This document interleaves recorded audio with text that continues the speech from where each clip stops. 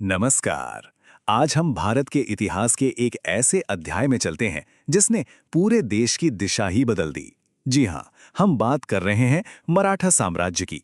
छत्रपति शिवाजी महाराज से शुरू हुई इस कहानी में हम इसके उदय, इसके सुनहरे दौर और फिर इसके पतन की पूरी दास्तां को समझेंगे। तो इस सफर में हम 6 पड़ावों से गुजरेंगे। शुरुआत होगी शिवाजी महाराज की शुरुआती जीतों से। फिर हम उनकी जबरदस्त युद्ध नीतियों और प्रशासन की कला को जानेंगे। इसके बाद उनके उत्तराधिकारियों के दौर से होते हुए हम आंग्ल मराठा युद्धों के उस निर्णायक मोड़ पर पहुंचेंगे और आखिर में इस महान साम्राज्य के वंश वृक्ष पर भी एक नजर डालेंगे। तो चलिए कहानी शुरू करते हैं वहीं से जहां से इस साम्राज्य की नींव पड़ी।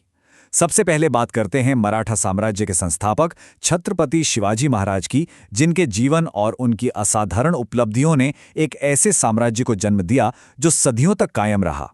देखिए, मराठा साम्राज्य का इतिहास जो है वो मोटे तौर पर 2 दौर में फैला हुआ है। पहला मराठा राज्य और फिर बाद में मराठा संघ। और एक बड़ी दिलचस्प बात यह है कि उस जमाने के ज्यादातर सरकारी दस्तावेज मोदी लिपि में लिखे जाते थे। ये उस वक्त व्यापार और प्रशासन में इस्तेमाल होने वाली एक खास तरह की लेखन शैली थी। शिवाजी का जीवन सच में किसी महाकाव्य से कम नहीं था। 1630 में जन्म हुआ और सोचिए, सिर्फ 16 साल की उम्र में अपनी पहली सैन्य जीत हासिल कर ली।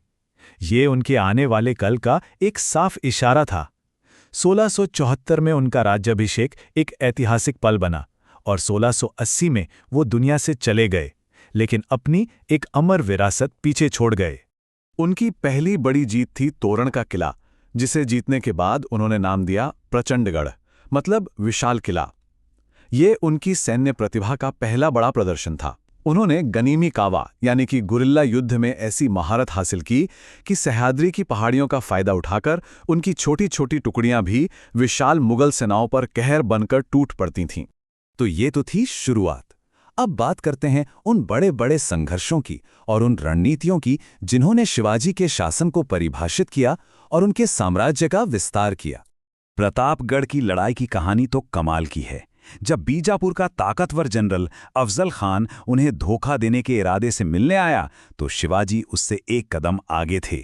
उन्होंने बड़ी चालाकी से अपने कपड़ों में वाघ नख छिपा रखे थे और आत्मरक्षा में उसी से अफजल खान का काम तमाम कर दिया। ये उनकी दूरदर्शिता और बहादुरी का एक जबरदस्त सबूत है। अगला निशाना थे मुगल जनरल शाइस्ता खान, जिन्होंने शिवाजी के बचपन के घर लाल महल पर ही कब्जा जमा लिया था। शिवाजी ने एक ऐसी दिलेर योजना बनाई जिसकी किसी ने कल्पना भी नहीं की थी। रात के अंधेरे में महल में घुसकर सीधा शाइस्ता खान पर हमला कर दिया। बेचारा अपनी उंगलियां गवाकर किसी तरह जान बचाकर भागा। इस हमले ने मुगल खेमे में शिवाजी का खौफ भर दिया था। शिवाजी के अभियानों में 2 घटनाएं बहुत अहम हैं।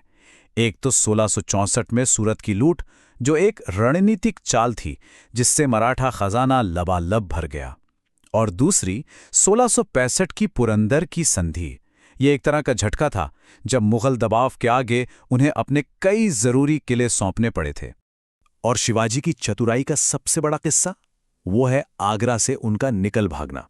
सोचिए, 1666 में औरंगजेब ने उन्हें धोखे से कैद कर लिया। सबको लगा कि अब शिवाजी की कहानी खत्म, लेकिन शिवाजी ने एक ऐसी अविश्वसनीय योजना बनाई और कहते हैं कि वो मिठाई की टोकरियों में छिपकर किले से ऐसे फरार हुए कि मुगल देखते रह गए। आगरा से बच निकलने के बाद शिवाजी की ताकत और भी बढ़ गई और फिर आया वो ऐतिहासिक दिन। 1674 में रायगढ़ किले में उनका भव्य राज्याभिषेक हुआ, जहां उन्होंने छत्रपति की उपाधि धारण की। ये सिर्फ एक रस्म नहीं थी, ये एक आजाद और संप्रभु हिंदू साम्राज्य का औपचारिक ऐलान था। देखिए, सिर्फ जंग जीतना ही काफी नहीं होता। एक साम्राज्य को चलाने के लिए एक मजबूत सिस्टम चाहिए होता है। तो चलिए अब शिवाजी के बेहतरीन प्रशासन और राजस्व प्रणाली पर नजर डालते हैं। शिवाजी के कुशल प्रशासन की रीढ़ थी अष्टप्रधान, यानी 8 मंत्रियों की एक परिषद।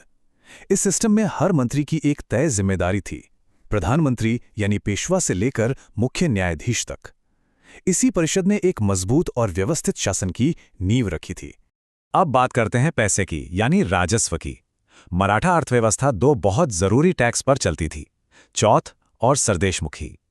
चौथ मतलब 1/4 यानी 25% टैक्स, जो पड़ोसी इलाकों से मराठा हमलों से बचने के बदले में लिया जाता था। और सरदेशमुखी एक 10% का अतिरिक्त टैक्स था, जो उन इलाकों पर लगता था जहां मराठे अपना वंशानुगत हक जताते थे।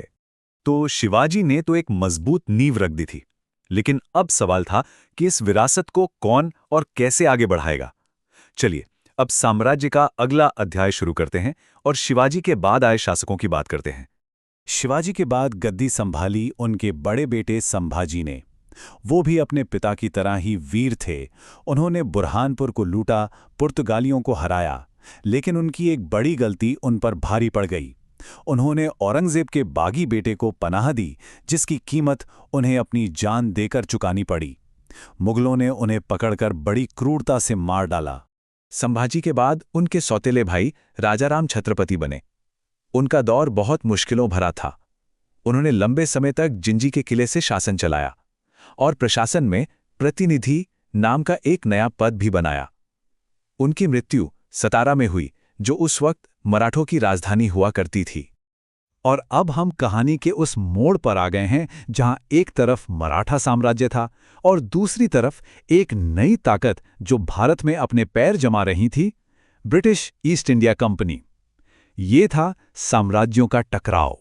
मराठों और अंग्रेजों के बीच ये टकराव 3 बड़े युद्धों में हुआ। पहले युद्ध में तो मराठों का पलड़ा भारी रहा, लेकिन दूसरे और तीसरे युद्ध तक आते आते आपसी फूट और अंग्रेजों की बेहतर रणनीति के कारण मराठा शक्ति कमजोर पड़ती चली गई और उनका पतन लगभग तय हो गया। तीसरे आंग्ल मराठा युद्ध का नतीजा एकदम साफ था।